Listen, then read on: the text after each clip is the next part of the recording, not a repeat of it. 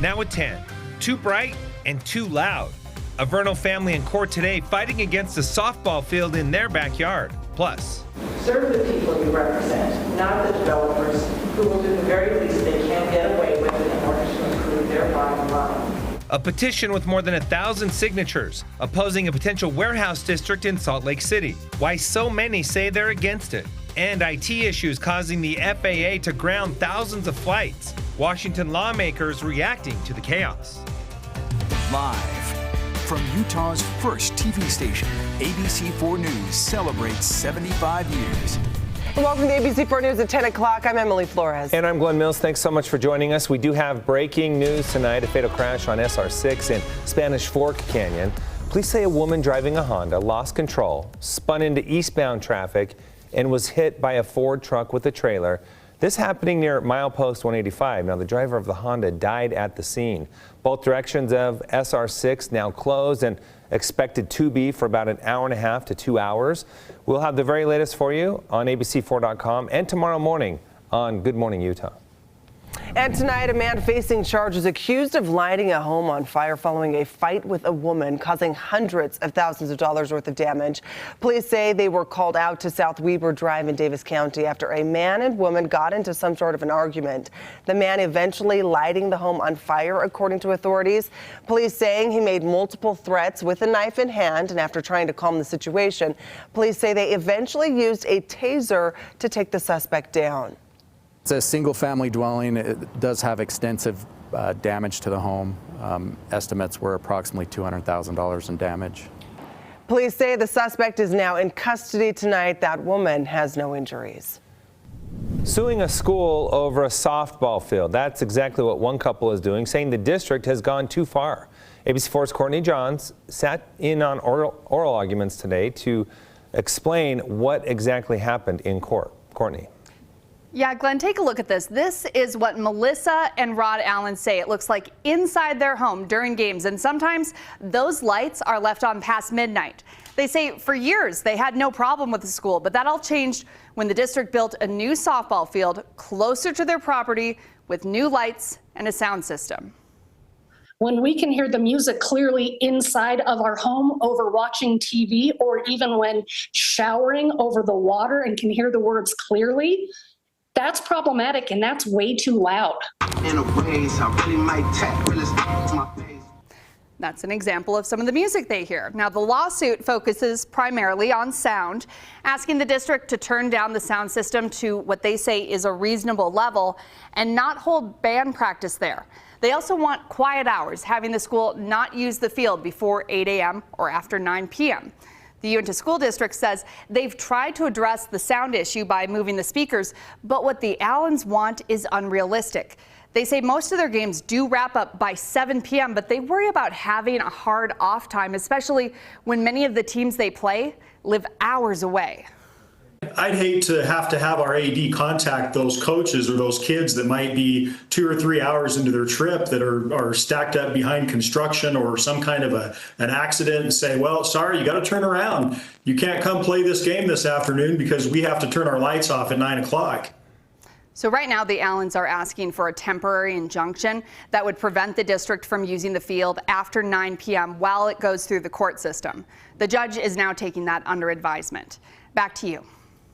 All right, thank you, Courtney. Well, after this recent stretch of storms, some incredible videos are being shared. A burst of snow slamming some valleys last night. Yeah, it's called the snow squall, creating a whiteout condition in an instant. This video out of Reno showing just how quickly these short-lived storms can roll in. A snow squall, just like the one that hit some unlucky Utahns on the roads last night, sweeping across the Truckee Mountains. All right, let's head over for a first look at the forecast tonight with Chief Meteorologist Alana Brophy. And a lot of this latest storm really delivering for our ski resorts. Big time, and we really have seen precipitation statewide. Our final totals are in, and they're a bit jaw-dropping, folks. This atmospheric river event really coming through. 3.5 feet of snow. That's what Brighton has received since Monday. My goodness, 40 inches at Alta, Snow Basin at 35 inches, just shy of 3 feet at Deer Valley, and Sundance at 33. This storm system packing a punch, bringing plenty of valley rain and this mountain snowfall. Snowbird at 31 inches, Solitude, Park City Mountain, Powell Mount getting 25, Beaver Mountain getting 22 inches. So spread out along our mountain ranges throughout the state with very healthy numbers. Okay, Alta. Big winner here, one of them, Brighton really taking the cake, but 40 inches at Alta. They are really great at record keeping, and we actually look at the last 10 years when it comes to snow totals. Okay, this is what they usually see at the end of the year, 538 inches. This is what they've seen for the last 10. So far this year, they've received 355 inches of snow. Now, if you take this number and add it to the February to April average, takes us above the norm and actually puts us in line with one of the best years in the last 10. So we've got healthy snow, and we're not done with the season. Speaking of the snowpack throughout the state, great. Well above average, sitting at 214% of average on the eastern side of the state, 218% in the southwest desert, in and around the Salt Lake region, 213% also over in Tooele. Gosh, statewide, really, really good numbers. Now, all this snow is very beneficial for the state. It chips away at our drought monitor, but it also comes with danger, avalanche danger. It's high for several portions of the Wasatch. That does include the Salt Lake, Ogden, and Provo region, as well as the Bear River Mountains up north. We've got considerable danger in the Uintas, the Skyline area, and on the eastern side of the state. So the snow does come with some pros and cons, but overall, this is a great amount of moisture that's benefiting the state. We're going to look at your rain totals, and high pressure has now moved in. How long that sticks around coming up in my full forecast in just a few moments. Glenn, Emily, back to you. All right, thank you, Alana. Well, a high school girls wrestling team shot at in their school bus while traveling back from a match at Utah Valley University last night. UHP telling us that the bus was driving on I-15 near Linden on their way home to Westlake High School in Saratoga Springs when a pickup truck drove up beside them, shot at the bus allegedly, and broke some windows. UHP saying it was likely an airsoft or pellet gun and that none of the girls were hurt or even hit. But meanwhile, Alpine School District is saying one of the students received minor injuries from the broken window glass. A Utah man pleading guilty today to coercion and enticement of a minor, also attempted sexual exploitation through production of child pornography. Now, according to court documents, 34-year-old Landon Germain of Woods Cross admitted to knowingly persuading, inducing, enticing, and coercing the minor victims to engage in sexual activity on the internet. He was sentenced to 25 years in prison. And an update tonight on the two people killed in a crash in Ogden on Sunday. Police now identifying those killed as 19-year-old Branson Howard and 20-year-old Jordan McCluskey. Another 19-year-old male was also in the crash, but we're told is in stable condition. That crash happened on Washington Boulevard early Sunday when the driver failed to stop at an intersection and drove at a high speed into a building. Police still investigating what led up to that crash. Today, a petition with more than 1,000 signatures was proposed at Salt Lake City's Planning Commission meeting to halt the effort of a new warehouse district. The Planning Department is in the midst of creating a new district in the Northpoint area, which many claim will harm existing homeowners and have a negative impact on the surrounding wetlands and wildlife. Salt Lake City Mayor Aaron Mendenhall and City Council members in attendance to hear people's concerns. Serve the people you represent, not the developers who will do the very least they can get away with in order to improve their bottom line. Please serve the people, protect the environment. Do not approve this M1.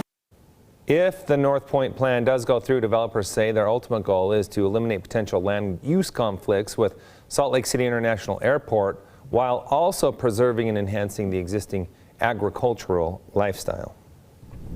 All right, and after back-to-back weather events, there's a good chance you may have been driving and you're wishing those traffic lines were actually lit up because conditions made it nearly impossible to see your lane clearly. It's exactly what I was thinking driving home last night.